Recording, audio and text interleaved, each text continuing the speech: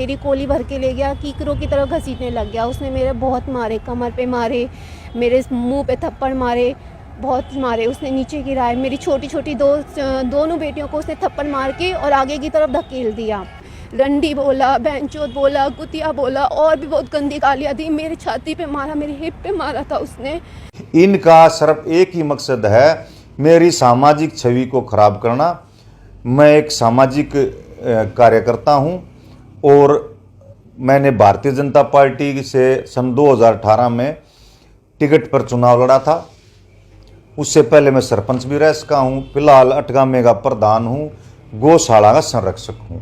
इनका सिर्फ और सिर्फ एक ही मकसद है कि ये मेरी व्यक्तिगत छवि को खराब कर कर और अपना जो ये ज़मीन और ज़्यादा भी बोरे हैं उस पे इस बहाने और काबिज हो जाएंगे। रोहतक में जमीनी विवाद के चलते एक महिला के साथ अश्लीलता का मामला सामने आया है। महिला ने पूर्व सरपंच पर अपने साथियों के साथ मिलकर जमीन कब्जाने और कब्जा करने से रोकने पर अश्लील हरकत करने, खेतों में घसीट कर ले जाने व मारपीट करने के गंभीर आरोप लगाए हैं। तो वहीं पूर्व सरपंच ने इन आरोपों को निराधार बताया और कहा कि उनकी छवि खराब करने के झूठे आरोप लगाए जा रहे हैं। तो आइए अब आपको सुनाते हैं कि पीड़ित महिला व सरपंच ने इस बारे में हमसे क्या कहा।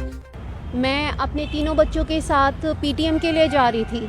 शनिवार की पीटीएम रखी हुई थी स्कूल में। मेरे तीन छोटे छोटे से बच्चे हैं और मेरे हस्बैंड, हम तीनों बाइक पे जा रहे थे। रास्ते में हमारा खेत पड़ता है। मैंने खेत में देखा कि जेसीबी चलने लग रही है। मेरे हस्बैंड उस जेसीबी को रुकवाने के लिए खेत की तरफ चल दिए। जब हम लोग वहाँ पे पहुँचे तो वो पता लगा प्रवीण कार्रवाई करने लग रहा है। तो हमने उनसे बोला कि यहाँ पे खेतों पे अगर आपका हक है तो आप कानूनी तरीके से अपना हक लें। तो वो बोलता है, उसने बात करने की बजाय सीधा ही उसने हाथापाई करी। उसने मेरे हस्बैंड को मारना शुरू किया, मेरी कोली भर के ले गया, कीकरों की तरह घसीटने लग गया। उसने मेरे बहुत मारे, कमर पे मारे, मेरे मुंह पे थप्पड़ मारे, बहुत मारे। उसने नीचे गिराए, मेरी छोटी छोटी दोनों बेटियों को उसने थप्पड़ मार के और आगे की तरफ धकेल दिया। फिर जब मैंने बहुत वो कीकर की तब जब लेके जा रहा था तो मैं चिल्ला रही थी। तो जब मैं चिल्ला रही थी तो वहाँ पे आसपास के जो लोग थे वो इकट्ठा हुए और इतने में ही मेरे ससुर और मेरा देवर आ गया। उनके आने के बाद उसने उनके साथ भी हाथापाई शुरू कर दी। मेरे ससुर जो हार्ट के पेशेंट हैं, उनको दिल का दौरा 2 बार पड़ चुका है। उनने उसके साथ बदतमीज़ी की और यूँ कह रहा तू मेरा क्या बिगाड़ लेगा। हमने पुलिस बुला रखी थी 112 नंबर पे। पुलिस ने कोई कार्रवाई नहीं करी। पुलिस आके खड़ी होके उनके साथ बस वार्तालाप करती रही। उनने कोई कार्रवाई नहीं करी। मैं वहाँ पे जो अशोक कुमार सर हैं, मैंने उनको वो आए, उनको मैंने बोला सर देखिए इन गुंडों ने मेरे साथ हाथापाई करी है। उन्होंने खड़े होकर वहाँ पे सिर्फ देखते रह गए, उन्होंने कोई नहीं किया। वो सामने अपराधी खड़े हुए थे और वो सीधा अपनी बाइक लेकर चल दिए। मैं सिर्फ इतना चाहती हूँ कि मेरे साथ जो अश्लील हरकतें हुई, इसने जो मुझे गालियाँ दी है, रंडी बोला, बहनचोद बोला, कुतिया बोला और भी बहुत गंदी गालियाँ दी। मेरी छाती पे मारा, मेरी हिप पे मारा था उसने। मुझे सिर्फ उस चीज़ का वो चाहिए, मैं और कुछ नहीं चाहती। तो आज किस अधिकारी से मिले थे और क्या मांग के क्या आश्वासन मिला? मैं 3 दिन तक एडमिट रही थी हॉस्पिटल में। जब मैं डिस्चार्ज होके आई तो वो वहाँ पे आया था मेरा बयान लेने। मैंने बोला मैं अपना बयान महिला अधिकारी को दूंगी। उसने बोला मुझको एक कोरे पेपर पे लिख के दे दे कि तो अपना बयान नहीं देती। मैंने कहा मैं बयान दूंगी, मैं अपना बयान महिला अधिकारी को दूंगी या फिर मैं दूंगी मजिस्ट्रेट के आगे। आज ही शनिवार से लेकर 8 तारीख हो गई है, उन्होंने मेरा कोई बयान नहीं लिया। मैं हार मान कर यहाँ पे डीसी ऑफिस में आई हूँ। एसपी साहब के सामने गुहार लगाई है, उनने एप्लीकेशन की है। अब देखते हैं आगे क्या कार्रवाई होती है। कब का मामला? ये मामला शनिवार का है, 2 तारीख का। कितने लोगों ने आपके साथ जो है मारपीट की है? कम से कम हट्टे कट्टे 30 से 40 लोग होंगे सर। इतने लोग थे कि हम वहाँ पे अकेले थे। मैं लेडीज सिर्फ एक ली थी वहाँ पे। मजदूर थे जो वहाँ पे खड़ी हुई थी लेडीज, बाकी वहाँ पे कोई लेडीज नहीं थी। उनने यूँ शर्म नहीं की, छोटे छोटे बच्चों को उन्होंने मारा। आपके साथ और कौन कौन था? मैं, मेरा पति और मेरे 3 छोटी बेटियाँ। आपके पति को भी चोट आई? हाँ जी, उनके मुंह में से खून आ गया था, उनको बहुत मारा। वो भी हार्ट पेशेंट है। 1 साल पहले उनको हार्ट अटैक आया था, वो दिल के मरीज है। उनको बहुत बुरी तरह मारा और उनको साफ साफ धमकी दी मेरे आगे। अब क्या चाहते हैं आप? पुलिस की कार्रवाई से संतुष्ट हैं और क्या चाहते हैं? नहीं सर, मैं पुलिस की कार्रवाई से संतुष्ट नहीं हूँ। उन्होंने कोई कार्रवाई ही नहीं की है। मैं सिर्फ इतना चाहती हूँ, आप लोगों से हाथ जोड़ के विनती है कि आप लोग मुझसे मेरे साथ हुई बदतमीजी का इंसाफ दिलाएं। एक लड़की होने के नाते, एक बहू होने के नाते, एक समाज की बेटी होने के नाते मैं सिर्फ इतना चाहती हूँ कि मुझे जो उसने मेरे साथ बदतमीज़ी की है, जो गाली गलौचे किए हैं, उसका इंसाफ मुझे मिले बस। अच्छा, आप थाने में गए, वहाँ आपने शिकायत करवाई? सर मैं थाने में नहीं गई क्योंकि मैं 3-4 दिन से हॉस्पिटल में एडमिट थी, सिविल में एडमिट थी। जब मैं डिस्चार्ज होके आई तो उन्होंने हमसे कोई कार्रवाई नहीं की। मैं उनसे अब तक गुहार लगा रही हूँ। आज भी अशोक कुमार हमें मिले हैं लेकिन उन्होंने उस मामले में कुछ नहीं किया अब कौन सा तक। थाना लगता है तो, आपको? शिवाजी कॉलोनी थालाना। तो कौन थे मारने वाले, पहचान हुई किसी की? हाँ मारने जी, वाले को वो जानते हो आप? हाँ जी, हमारे गांव का ही लड़का है, वो प्रवीण आदमी है, प्रवीण कुमार, और उसके साथ है एक रामवीर किरकड़िया नाम है उसका, वो गांव का ही है। दूसरे इस बात को लेकर झगड़ा हुआ था, मेन मुद्दा क्या?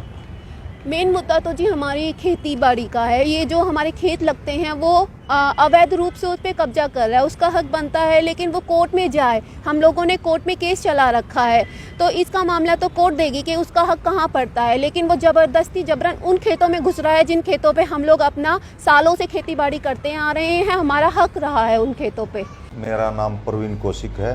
मैं गांव पैरावर से पूर्व सरपंच हूं और फिलहाल अपने अठगामा जो बोर है उसका उप प्रधान हूं। और जो आज ये आपने जो सूचना दी का आरोप लगाया ज़मीन कब्जाने का, तो ये 30/8/2023 को मैंने कागज़ देखकर पूरे जमाबंदी से तसल्ली कर और सीड़क राम जो गांव का ही है, सन ऑफ सीता, उससे ये ज़मीन खरीद ली।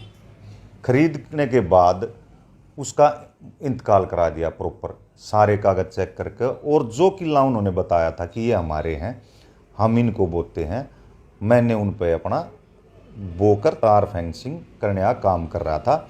और एक आधा किला ऐसा था जहाँ की जो इस पार्टी से मैंने लिया था उन्होंने कभी उसको छेड़ा नहीं था, वहाँ कीकरी वगैरह रही थी। तो मैं वहाँ अपना वो कीकरी साफ करवा रहा था 4-5 दिन पहले। और पिलर मैंने वहाँ दूसरी जगह 2 पार्ट में ज़मीन थी, वहाँ अपने पिलर वगैरह कर लिए थे कि उसमें जानवर ना घुस पावें। उस दिन ये जो दूसरी पार्टी है, ईश्वर और इसका लड़का आए, उसके साथ 10-15 आदमी थे और मेरे कर्मचारी वहाँ ये काम करा रहे थे। उनको धमकी देकर उनके साथ गाली गलौज हाथापाई करके चले गए। उन्होंने मुझे सूचना दी तो मैंने आगे पुलिस थाने में कंप्लेंट कर दी कि भाई ये मेरे नाम ज़मीन है और जो ये दूसरी पार्टी ये अपने कागज़ ले आए, हम अपने कागज़ ले आए। तो हमने जब आईओ को कागज़ दिए तो उन्होंने, जो ये दूसरी पार्टी है, मैंने उनको ये बताया, 1 मिनट सर वो कागज़ होंगे याद दो, ये कि जो ये ईश्वर सिंह है एज पर रिकॉर्ड लगभग 5 एकड़ का मालिक है और मेरी ज़मीन से अलग भी ये 5 एकड़ एक्स्ट्रा किसी दूसरे की ज़मीन बोता है नाजायज बोके, और इसने अवैध कब्जा कर रखा है। वह पार्टी को इसने धमकी दे रखी है, उन्होंने गांव इसकी वजह छोड़ रखा है।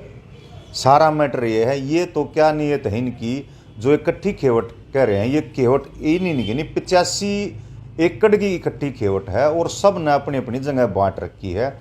ये जो व्यक्ति है ये 5 एकड़ एज पर रूल ये जो कह रहे हैं, इन 85 जगह लेनी चाहिए, ये अपनी तो एक जगह ले रहे, पहली बात। दूसरी बात, कब्जे की भी एक जगह ले रहे इकट्ठे किले, और ये आरोप मेरे पर लगा रहे हैं कि भाई मैं कब्जा कर रहा हूँ। मेरे पूरे पेपर हैं, अगलवा कब्जा था, मेरे को दे दिया, कोई ज़मीन में डिस्प्यूट नहीं। इनका सिर्फ एक ही मकसद है, मेरी सामाजिक छवि को ख़राब करना। मैं एक सामाजिक कार्यकर्ता हूँ और मैंने भारतीय जनता पार्टी से सन 2018 में टिकट पर चुनाव लड़ा था। उससे पहले मैं सरपंच भी रह सका हूँ। फिलहाल अठगामे का प्रधान हूँ, गौशाला का संरक्षक हूँ।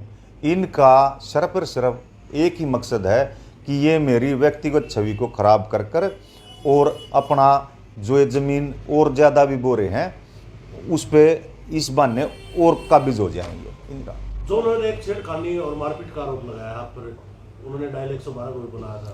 देखो, जब मैं गया तो कर्मचारी काम कर रहे थे और मुझे तो ये नहीं पता, छेड़खानी तो वहाँ गांव खड़ा था, कोई मतलब ही नहीं है किसी प्रकार की। मैं तो आया डायल 112 से अपने कागज दिखाए और उन्होंने फ़ोटो खींच के अपना कि भाई आप यहाँ मौजूद हो, उसके यही बात हुई थी। मुझे पता चला या एडमिट भी हुई है, डॉक्टर ने फिट एंड फाइन लिख दिया। और जब एक ज़मीन का मामला है, अगर कोई झगड़ा होता तो चोट भी लगती। हमने झगड़ा जब करना होता ना कि जब हम नाजायज़ कब्जा, हमारे नाम ज़मीन है और अगली पार्टी ने कब्जा दिया, हम क्यों किसी को छेड़खानी करेंगे, मारपीट करेंगे? हमने ज़रूरत क्या है जब कानून से सारा काम हो रहा है।